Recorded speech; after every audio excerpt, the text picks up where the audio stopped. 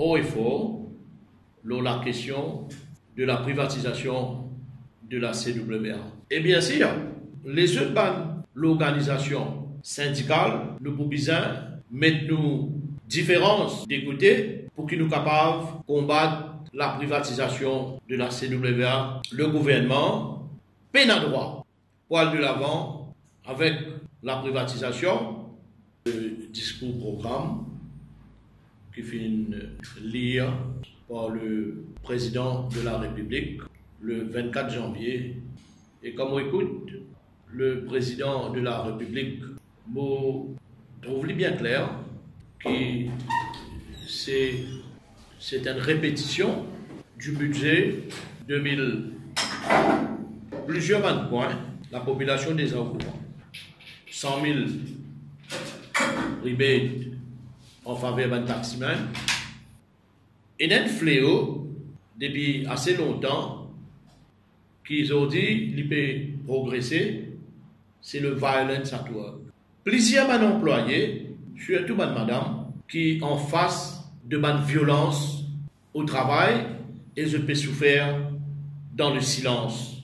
Parce que très souvent, quand il y a une mesure que employé prend, après nous avons qui est dans une riposte. Pour consolider l'avenir, les pêcheurs mauriciens, aujourd'hui, il n'y a aucune annonce qui fait faire. Et surtout, avec, comme tout le temps nous finissons avec le changement climatique, qui a un impact direct sur la vie de mes camarades pêcheurs, qui ont dit, je peux continuer à vivre toute la vie avec bad weather allowance. Qui m'ont déjà dit, le bad weather allowance, n'est pas arrive à ce minimum wage, qui est un petit monde bizarre, pour être capable de vivre sur la vie. Nous faisons toujours amener un combat sans relâche contre le CCTV surveillance qui prend de l'ampleur terrible dans l'entreprise du privé. Et la commémoration, l'abolition de l'esclavage, qui peut célébrer, qui peut avoir lieu demain.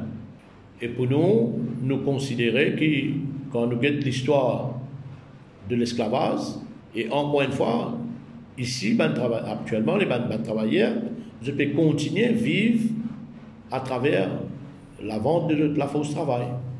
Et le système de contrôle qui existait dans la période des esclaves, et aujourd'hui, avec le système de contrôle à travers le CC Surveillance, c'est une forme de contrôle moderne esclavagiste. Le ministère du Travail, vous pensez, il n'a pas perçu ses responsabilités parce qu'il n'a pas encore connu quel impact CCTV Surveillance est dans l'urbain travailleur, malgré que dans le Occupational Health and Safety, une place de travail est bien safe.